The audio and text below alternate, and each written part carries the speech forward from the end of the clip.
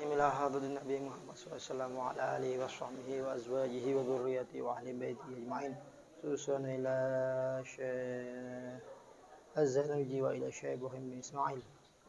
Annallahu ila jannah wa idu alaina barakatihi wa asrari wa amin fid din wa dunya wal akhirah. Al-Fatihah. A'udzu billahi minasyaitonir rajim. Bismillahirrahmanirrahim. Alhamdulillahirabbil alamin arrahmanir rahim maliki yaumiddin. Iyyaka na'budu wa iyyaka nasta'in ihdinas siratal mustaqim siratal ladzina an'amta 'alaihim ghairil maghdubi 'alaihim waladdallin amin. Bismillahirrahmanirrahim. Alhamdulillahirabbil alamin. Nawaitu ta'alluma wat ta'lim wat tadzakkura wat tadhkir wan naf'a wal intifa' wal ifadata wal istifada wal hatha 'ala tamassuki bi kitabillahi wa sunnati rasulih sallallahu alaihi wasallam wa du'a ilal huda wad-dalalata 'alal khair ibtigha'a wajhillah wa mardatihi wa qurbihi wa thawabihi subhanahu wa ta'ala. Amin. Bismillahirrahmanirrahim. Qala musannif rahimahumullah wa nafa'ana bihi wa bi ulumihi fid darin amin. Bismillahirrahmanirrahim. Fayambahi li talibil ilmi alla yatahawana bil adabi was sunani fa inna man tahawana bil adabi hurimas sunan wa man tahawana bis sunani hurimal faraid wa man tahawana bil faraidi hurimal akhirata. Bismillahirrahmanirrahim. Fayambahi lan sayukjo li talibil ilmi kaduwe wong kang nuprih ilmu alla yatahawana apa yen to ora gawe gegampang sapa talibul ilmi bil adabi kelawan adab bil adabi kelawan pira-pira adab was sunani lan pira-pira sunnah fa inna man mongko setuhune wong tahawana kang gawe gegampang sapa man bil adabi kelawan adab hurrima mongko den aling-alingi sapa man al faraidha ing pira-pira fardu. Nyelat ya. As-sunana ing pira-pira sunnah. Waman utawi sapane wong tahawana iku gawe gegampang sapa man bis sunani kelawan pira-pira sunnah hurrima mongko den aling-alingi sapa man al faraidha ing pira-pira fardu. Waman utawi sapane wong tahawana iku gawe gegampang sapa man bil faraidi kelawan pira-pira fardu. Hurrima mongko den aling-alingi sapa man al akhirata ing akhirat. Wa ba'duhum utawi setengah ulama qala iku dawuh sapa ba'duhum hadza utawi iki dawuh haditsun iku hadis an Rasulillah sallallahu alaihi wasallam saking Rasulullah sallallahu alaihi wasallam. Wa yambahi lan sayukjo ayyuk sira apa yen to ngakehaken sapa talib as-sholata ing salat sunnah. Wa yusolli lan salat sapa talib sholatal khashiin kelawan koyok salate pira-pira wong kang khusyuk. Fa inna dzalika mongko setuhune mengkono-mengkono sholatal khashiin aunun iku nulungi lahu maring talib alat tahsili ing atase ngasilaken ilmu wa ta'allumi lan belajar. Bismillahirrahmanirrahim. Fayambaghi li talibil ilmi alla yatahawana bil adab. Suatu keharusan bagi seorang talib, bagi seorang santri ini untuk layatahawan. Layatahawan ini tidak membuat remeh, tidak membuat gampang. Ada yang mentafsiri Allah yastahkir, tidak meremehkan. Ada yang menafsiri Allah yatakasal, tidak bermalas-malasan. Jadi jangan bermalas-malasan dengan adab dan juga jangan meremehkan adab. Maksudnya apa? Adab itu kalau ditinggalkan atau dibuat remeh, lama-lama akan merambat dengan meremehkan kesunahan. Sini Allah yatahawana bil adab wa sunan. Seorang santri tidak boleh menganggap gampang atau bermalas-malasan dengan adab dan sunnah. Adab bangun tidur, baca doa. Itu jangan dianggap gampang. Baca doa sebelum tidur, doa bangun tidur. Saya yakin mayoritas banyak yang hafal doa-doanya. Cuma dalam segi mengamalkan ini yang mungkin kurang. Ketika kita masuk masjid, yang dahulu kan kaki yang sebelah mana? Sebelah kanan dulu, baru sebelah kiri. Kalau kita lupa, ditinggalkan besok. Akhirnya sampai 1 tahun pun tidak mengamalkan adab masuk masjid. Gimana caranya? Sampai masuk masjid harus diingat kaki kanan. Kalau sudah masuk lupa, mundur. Nah, apa? Atret. Mundur ya. Selama mundur, diulangi lagi kaki yang sebelah kanan. Kalau lupa, biarkan besok aja lupa. Akhirnya terus. Banyak santri itu kadang yang nggak memperhatikan cara masuk masjid. Ini sepertinya kayak remeh. Tapi kata musonef, la yatahawan. Jangan dianggap remeh. Keluar masjid, sebelah mana kakinya? Sebelah kiri. Kalau memakai sandal, sebelah mana makainya? Sebelah kanan. Kalau keluar masjid, pakai sandal gimana makainya? Kalau kiri dulu, sandalnya gimana? Kalau pakai sandal, adabnya pakai kanan dulu. Tapi keluar masjid, adabnya pakai kiri dulu. Sekarang pertanyaannya, kalau keluar masjid langsung pakai sandal, gimana? Kiri apa kanan dulu? Kiri dulu, langsung dipakai sandalnya. Harus diinjak. Jadi ada sandal, diinjak dulu sebelah kiri. Keluar dari masjid, diinjak sebelah kiri, kanannya langsung masuk. Jadi kita mengamalkan 2 adab.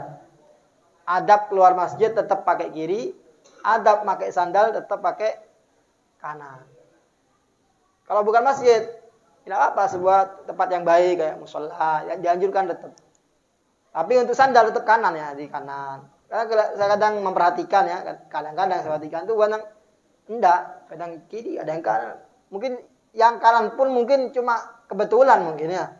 Kurang memperhatikan. Coba mulai sekarang adab itu dijaga.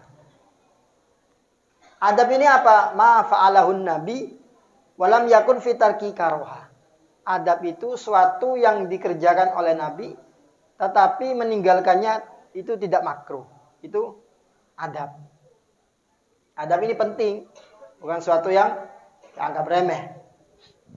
Ada Imam Abdurrahman Al-Qasim pernah berkata, beliau khadimtul Imam Malik isyina sana. Ya, beliau, saya pernah menjadi khodam, menjadi pelayan Imam Malik. Imam Malik sahibul madhab. Isyina sana, jadi pelayan beliau selama 20 tahun. Jadi pelayan ya bukan cuma pelayan, ya pastinya juga dapat ilmu dari beliau.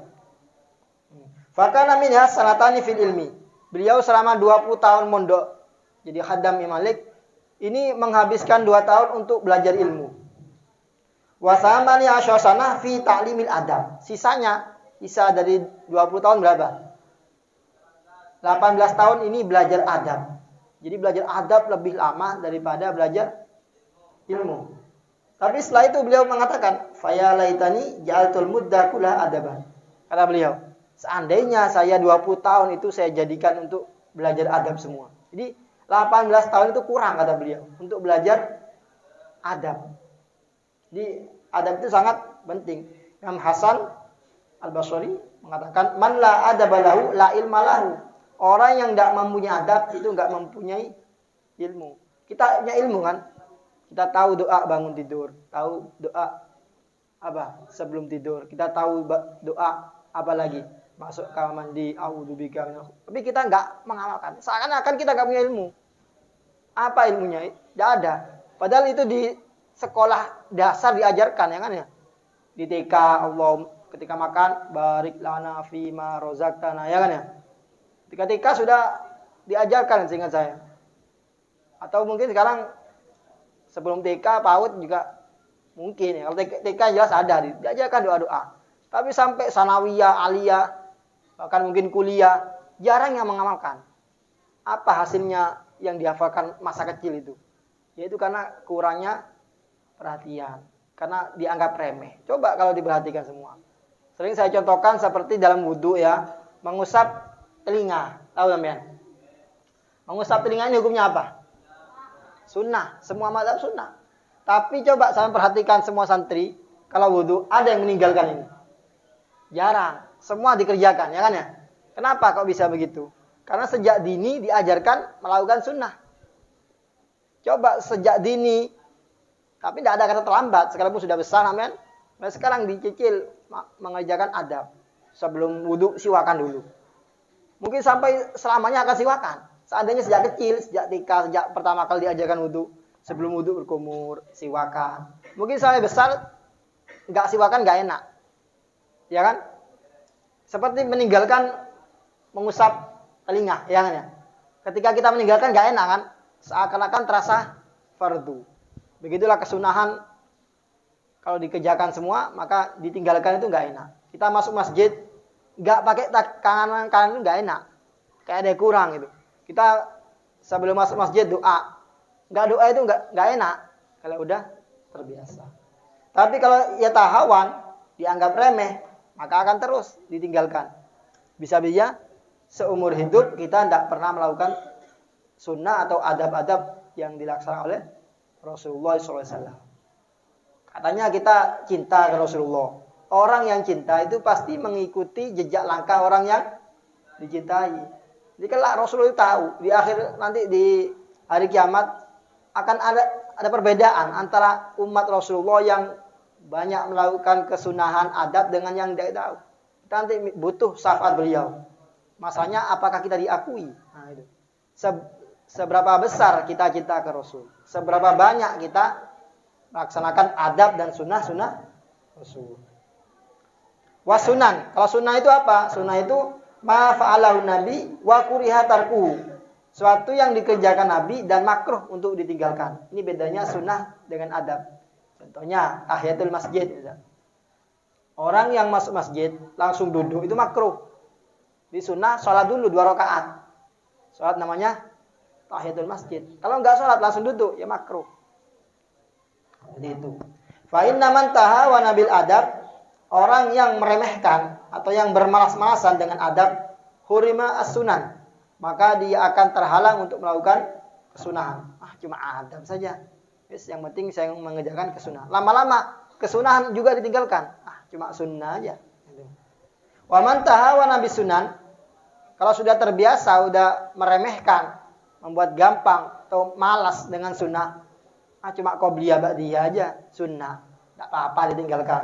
Maka hurimal faraid, lama-lama fardu juga akan ditinggalkan, terus merambat, bagaikan penyakit. Penyakit kalau nggak segera diobati, lama-lama bisa merambat, harus segera diputus. Saya harus mengerjakan mulai dari sekarang. Seperti itu. Kalau dianggap gampang, maka dia akan terhalang untuk melakukan sholat fardu. Lama-lama sholat duhur, sholat subuh ditinggalkan. Qadha wis, bangun ngantuk, wis qadha wis nanti aja. Lama-lama subuh juga kan. Nah, kalau lama duhur juga gitu. Kalau sudah terbiasa meninggalkannya. Wa man tahawana bil faraid hurimal akhirah. Ini puncaknya, yang meremehkan, yang membuat gampang dengan fardu, maka akan terhalang untuk meraih surga, meraih pahala di akhirat. Akhirnya yang fardu pun ditinggalkan. Karena bermula dari meremehkan adab, lama-lama meremehkan sunnah, lama-lama meremehkan fardu. Terus fardu kan tidak sholat nanti bisa dikodoin. Lama-lama akhirnya hilang semua. Itulah nafsu. Nafsu itu kalau dituruti terus akan merambat. Jadi kita kalau mempunyai istiqomah kegiatan, usahakan jangan sampai ditinggalkan lebih dari 2 hari. Kita sehari lah oke, mungkin dispensasi, rukhsah, ketinggalan. Besoknya harus dikerjakan lagi. Kalau sampai lebih dari 2 hari, biasanya akan semakin malas. 2 hari, 3 hari, akhirnya mau memulai lagi itu lebih sulit daripada meneruskan. Ya contohnya sering saya contohkan kayak kembalian santri ya. Biasanya kan sudah jarang di rumahnya mungkin ya. Tidak jamaah atau mungkin sudah sering tidak qobliyah ba'diyah. Akhirnya ketika baru balik sulit untuk seperti sebelumnya. Wa ba'duhum qala, sebagian ulama mengatakan hadza haditsun an Rasulullah. Ini qaul ini Allah Ta'ala akhiri, ini merupakan hadis dari Rasulullah sallallahu alaihi wasallam. Wa yambahi lan sayukjo ayyuk sira. Sudah ini ya? Oh ya. Wa yambahi dan sebaiknya seorang talib itu memperbanyak salat sunnah. Ayyuk sira as-salat. As-salat di sini yang dimaksud adalah salat sunnah. Kalau fardu bukan yang bagi tapi wajib. Jangan ngobrol sendiri. Banyak ngobrol sendiri. Jadi ayyuk sira as-sholata, memperbanyak salat sunnah. Wa yusalliya sholatal khosyiin, dan salat seperti salatnya orang yang khusyuk. Jadi apa saja macam-macam sholat itu sebagai santri, talib itu harus tahu sampean. Mulai dari pagi sholat apa, sholat fajar, sholat qobliyah subuh, itu jangan ditinggalkan. Khairum minad dunya wa ma fiha. Qobliyah subuh itu sampean paling kayanya sedunia, men. Kenapa? Karena qobliyah subuh lebih baik daripada dunia dan seisinya. Jadi paling kaya daripada yang lain. Kemudian apa? Sholat isyraq dan sholat duha pagi hari kerjakan. Nanti duhur ada qobliyah, ba'diyah. Jumlahnya ada berapa? Ada? Ini 2 yang muakkadah. Totalnya ada berapa? Qobliyah, ba'diyah, duhur. Ada 8. Qobliyah ada 4, ba'diyah ada 4. Cuma yang muakkadah itu 2, qobliyah 2, ba'diyah. Diusahakan setelah tahu, diamalkan. Mulai sekarang jangan cuma ngambil 2, ngambil 8. 4 qobliyah, 4 ba'diyah. Duha berapa? Duha ada berapa paling banyak? Ada 12. Yang afdol? Yang afdol 8. Banyakan 12, tapi lebih afdol. Ambil yang mana yang enak? 4 katanya. Tidak apa 4 ya, asalkan istiqomah ya. Yang afdol 8. Jadi biasanya amal itu semakin banyak maka semakin afdol. Kecuali sholat duha. Sholat duha ini ada 12 yang banyak, tapi yang afdol tetap 8. Karena masih khilaf, yang paling banyak ada yang mengatakan 8. Jadi khurujan minal khilaf ya 8. Diistiqomahkan 8 rakaat setiap duha. Asar berapa qobliyah? Ada 4. Asar itu ada qobliyah 4. Ba'diyah? Tidak boleh. Maghrib ada berapa? Ada 4. Ada qobliyah maghrib, ada ba'diyah maghrib. Dan setelah maghrib itu ada sholat sunnah yang afdol, yaitu namanya sholat awabin. Ini afdol awabin. Biar kita bisa dapat dua-duanya, diniati qobliyah wa sunnatal awabin. Seperti yang biasa kita kerjakan. Kemudian isya. Ada berapa? Ada 4. Qobliyah isya dan ba'diyah isya. Itu perlu juga dikerjakan. Sebelum isya itu juga ada sholat. Namanya sholat sunnatar ridho. Pernah dengar? Ya sekarang dengar udah. Nanti diamalkan ya. Namanya sholat sunnah ridho. Sholat ridho ini faedahnya apa? Orang yang bermalam dan dia dalam keadaan sudah melaksanakan sholat ridho, maka dia itu dalam keadaan diridhoi oleh Allah. Artinya seandainya kita wafat di malam itu, maka balasan kita surga. Kenapa? Karena apa yang kita cari selain ridhonya Allah. Sholat ridho itu niatnya biar gimana? Usolli sunatar ridho rokaatain illa ta'ala. Mudah. Atau bisa juga digabung dengan qobliyah. Usolli qobliyat isya wa sunatar ridho. Tapi yang afdol itu dipisah. Yang mana yang lebih utama? Sholat ridho dulu, kemudian sholat qobliyah. Bacanya, kalau sholat ridho itu ayat kursi 1 kali, al-ikhlas 3 kali. Kemudian ba'diyah isya. Ba'diyah isya itu berapa rakaat? Ada 2. Kalau kurang bisa ditambah dengan witir ya. Witir jumlahnya berapa? Ada 11. Witir itu ada 11. Witir itu harus ganjil ya. Kalau tidak ganjil bukan witir namanya. Apalagi tahajud, semua dikerjakan kalau seorang santri ini. Kalau bisa sampai itu ada listnya. Di list tiap hari di absen sendiri, tidak usah nunggu di absen pengurus.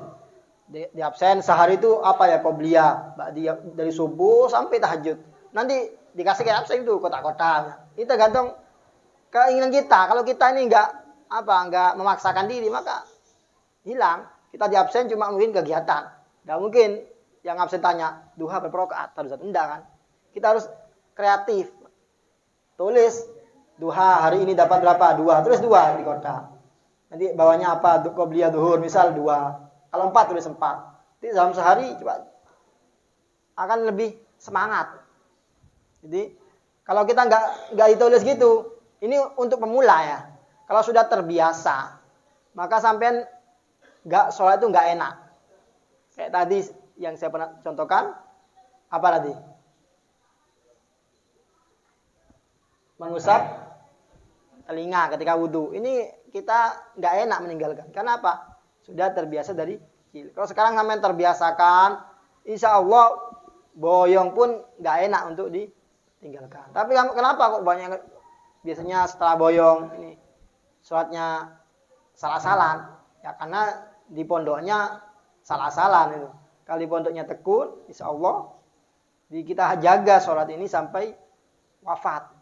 Karena pertama kali nanti dihisab oleh Allah adalah sholat. Dan sholat sunnah itu bonus untuk apa? Menambah kekurangan-kekurangan yang fardu. Juga wa yusalli sholatal khasyiin. Sholat seperti sholatnya orang yang khusyuk. Artinya apa? Tidak banyak memikirkan duniawi ketika sholat. Memang sulit untuk khusyuk, tapi harus dicoba semampunya. Gimana? Seperti yang saya katakan kemarin, harus ketika baca itu kita mengangan-angan artinya. Jadi artinya yang kita baca Fatihah itu harus tahu artinya apa. Alhamdulillahirobbilalamin. Kita angan. Segala puji bagi Allah Ar-Rahmanir-Rahim. Sampai kita baca sambil mengangan artinya. Biar apa? Biar kita kalau kita fokus mentadabbur, mengangan-angan artinya, maka kita nggak sempat untuk mengangan-angan yang lain, ya kan? Oh, nggak tahu artinya misal. Nggak tahu artinya, nggak tahu bahasa Arab. Maka bayangkan tulisannya. Kita baca, bayangkan tulisannya. Oh, alhamdulillah, alif, lam, ha. Bayangkan, jangan dibaca. Alhamdulillah, alif, lam, enggak. Jadi dibaca, hatinya mengangan-angan tulisannya seperti apa. Nanti kita nggak akan sempat untuk mengangan-angan yang lain. Apa bisa kita memikirkan dua hal dalam waktu yang bersamaan? Sulit. Kita memikir, yang satu mikir yang karena sulit. Jadi, kenapa kita kok nggak bisa khusyuk dalam sholat? Karena kita sudah mikirkan duniawi dulu. Fa inna dzalika aunun lahu. Karena hal tersebut kita sholat yang khusyuk ini aunun, menolong lahu bagi seorang murid alat tahsil untuk menghasilkan ilmu wa ta'allum. Nah ini di sini disebutkan sholat itu membantu kepada seorang santri, seorang thalib untuk menghasilkan ilmu. Jadi beda ya ilmu apa? Ilmu agama dengan ilmu apa? Ilmu umum itu beda. Ilmu agama itu nggak sama kayak yang lain. Ini nggak sama kayak yang lain. Kalau ilmu agama itu kalau kita harus kembalinya ke Allah semua. Mutolato cakang. Tapi kita sambil maksiat, sambil melanggar. Itu yang menyebabkan ilmu itu nggak masuk. Ilmu itu masuk telinga kanan, keluar. Nanti baru tadi pagi kita pelajaran, sore sudah lupa. Alasannya apa? Ya, tadi itu karena banyak maksiat. Jadi dengan banyak sholat itu aunun, membantu bagi seorang thalib untuk menghasilkan ilmu. Karena cakang sholat, akhirnya sekali dengan keterangan langsung paham. Yang jarang sholat, tadi sering tidak paham terus, sering lupa terus. Itu diantaranya seperti itu. Banyak pelanggaran. Kenapa? Karena sholatnya kurang benar atau tidak benar. Kenapa? Karena ada ayat Quran mengatakan inna sholata tanha anil fahsya'i wal munkar. Sholat itu tanha akan mencegah dari fahsya. Apa fahsya itu? Perbuatan keji wal munkar dan sebuah kemungkaran. Tapi kenyataannya kok banyak orang muslim yang melakukan maksiat, kemungkaran. Oh, berarti ayatnya ini salah ini, ya kan? Enggak, bukan ayatnya yang salah. Tapi sholatnya yang salah. Jangan ayatnya disalahkan. Inna sholata itu sesungguhnya hakikatnya sholat. Nah itu. Tanha itu mencegah. Berarti kalau kita STMJ istilahnya ya. Sholat terus, maksiat jalan. Nah itu berarti yang salah apanya? Sholatnya. Bukan ayatnya. Kita perbaiki lagi sholatnya. Oh masih maksiat, perbaiki lagi lebih khusyuk lagi. Sampai tidak ada maksiat. Kalau sudah tidak ada maksiat atau sedikit maksiat, itu salah satu tanda amalnya diterima. Kalau kita masih sholat, tapi maksiat, sholat, melanggar itu juga maksiat ya. Karena taat pada kiai, pada guru itu hukumnya wajib. Jadi sampean tidak jamaah itu dosa. Bukan sunnah bagi sampean, tidak jamaah itu dosa. Telat itu juga dosa. Sampean apa yang disuruh kiai, yang disuruh guru nggak dikerjakan itu dosa. Kalau bukan guru yang aslinya jamaah tidak wajib, tidak Syafi'i ya, cuma sunnah muakkadah. Tapi berhubung sampean ada di pondok, di bawah tarbiyati syuyukh, ya harus taat kepada guru. Karena itu disuruh guru suatu yang baik, bukan disuruh yang jelek. Sesuatu yang baik aja nggak mau. Gimana kalau main diuji dengan apa? Diuji dengan perintah yang jelek. Kira-kira bisa apa enggak? Kalau santri dulu itu gurunya menguji ke muridnya dengan perintah-perintah yang di luar nalar akal. Kadang sesuatu yang nggak masuk akal. Ada cerita, mungkin saya pernah menceritakan ke sampean. Apa diulangi? Ada seorang itu pengen berguru kepada seorang guru yang alim, yang terkenal, alim alamah. Minta, saya pengen belajar. Akhirnya sama gurunya, iya, boleh kamu belajar dengan saya, asalkan dengan satu syarat. Diuji sama gurunya. Apa syaratnya? Syaratnya, kamu harus membunuh ayah kamu. Gimana kira-kira? Tapi ini yang merintahkan gurunya. Kalau kamu bisa membunuh ayah kamu, maka kamu saya anggap jadi murid. Nah, tapi gurunya bukan sembarang guru. Seorang yang terkenal wali. Akhirnya bingung, nggak mau. Bukan nggak mau, bingung. Apa ada syarat yang lain? Nggak bisa. Syaratnya cuma satu. Kamu bunuh ayah kamu malam ini juga. Akhirnya mikir-mikir, nggak jawab dulu. Saya pikir-pikir dulu. Tapi saya pengen belajar ke guru ini. Saya pengen ngambil ilmunya. Tapi saya nggak, masa saya mau bunuh ayah saya sendiri. Akhirnya saya bismillah, saya taat ke guru saya katanya. Ayo guru, insya Allah saya mau asalkan jadi murid. Iya, lakukan kalau kamu memang ingin jadi murid saya. Bingung lagi dia, bingung. Tapi mikir, masih belum yakin. Akhirnya dia mantapkan diri saya taat kepada guru saya lakukan apa yang disuruh guru saya. Di malam hari, dia masuk ke rumahnya sendiri ya. Masuk ke kamarnya. Ternyata dalam kamarnya ayahnya lagi berhubungan sama ibunya. Sudah bawa pedang mau dibunuh. Masa tega saya mau bunuh ayah saya ketika lagi seperti itu. Tetap di malam hari lampunya gelap, langsung dipenggal kepalanya, dimasukkan keranjang, ibunya teriak. Dia langsung kabur. Dibawa keranjang, dibawa kepalanya ditunjukkan ke gurunya. Wahai guru, saya sudah melakukan perintahnya. Perintah sampean biar saya jadi muridnya. Akhirnya katanya guru, kamu lakukan sungguhan? Iya, asalkan saya jadi murid. Akhirnya ya udah buka adanya kantongnya, dibuka. Ternyata kepalanya orang kafir. Jadi yang berhubungan itu dengan ibunya adalah ibunya itu selingkuh, zina dengan seorang yang kafir. Jadi yang dibunuh bukan ayahnya, adalah orang kafir yang mau berzina dengan ibunya. Jadi ini perintah guru, ternyata di balik itu ada faedah. Ibunya nggak jadi berzina, dia membunuh seorang yang kafir, dan dia diterima jadi seorang muridnya. Dari cerita ini kita harus ikut kepada perintah guru. Sini hatta suatu yang baginya kurang masuk akal. Tapi untuk kita jangan ikut-ikut ya, disuruh gurunya suruh mencuri, suruh bunuh, ikutnya enggak. Lihat dulu ya, gurunya siapa. Ini gurunya sudah jelas aulia. Gurunya guru bukan orang biasa. Dan ternyata yang dibunuh yang bukan ayahnya. Karena gurunya yang menyuruh ini orang arifin billah, sudah tahu. Yang dites dulu.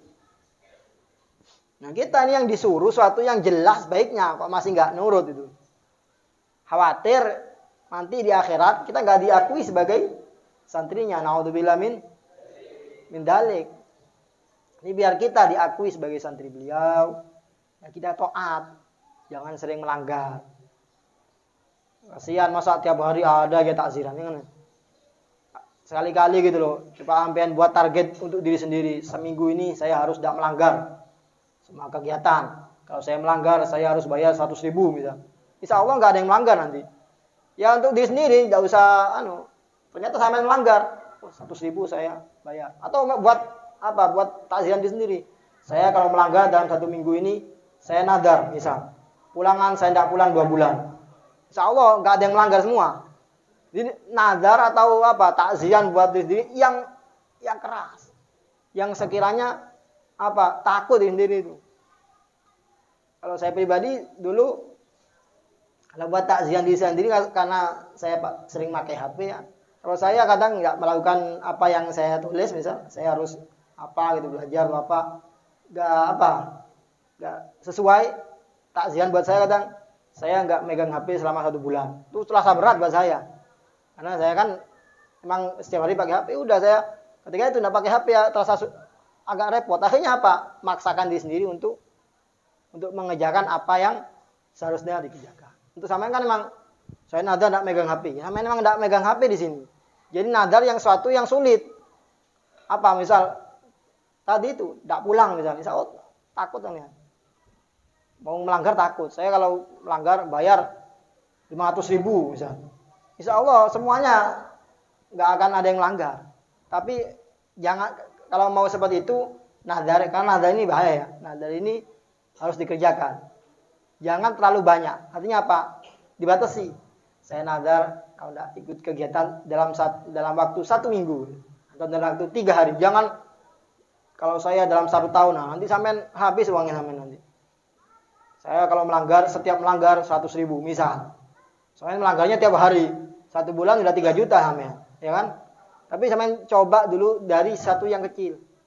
Dalam sehari kalau saya enggak apa, dalam sehari ini saya kalau melanggar saya bayar 100.000 ke teman saya, misal sedekah. 1 hari bisa dicoba 3 hari, 1 minggu. Itu adalah salah satu cara untuk melatih nafsu. Kita harus belajar melatih nafsu. Fa inna dzalika aunun lahu ala tahsil wa ta'allum. Wa unshittu li Syekhil Jalil wallahu a'lam bishawab. Semoga bermanfaat ala hadiniyah wa ala ma nawasabus salih wa ala kulli niyatin salihatin jami'atin li khairid dunya wal akhirah. Lahumul Fatihah. Alhamdulillahirabbil alamin arrahmanir rahim maliki yaumiddin. Iyyaka na'budu wa iyyaka nasta'in ihdinas siratal ladzina an'amta 'alaihim ghairil maghdubi 'alaihim. Bismillahirrahmanirrahim. Rabbana anfa'na bima 'allamtana. 'Allimna alladhi yanfa'una rabbi faqihna wa faqih ahlana wa qarabati lana fi dinina. Rabbana anfa'na bima 'allamtana rabbi 'allimna alladhi yanfa'una rabbi faqihna wa faqih ahlana wa qarabati lana fi dinina. Rabbana anfa'na bima 'allamtana rabbi 'allimna alladhi yanfa'una rabbi faqihna wa faqih ahlana wa qarabati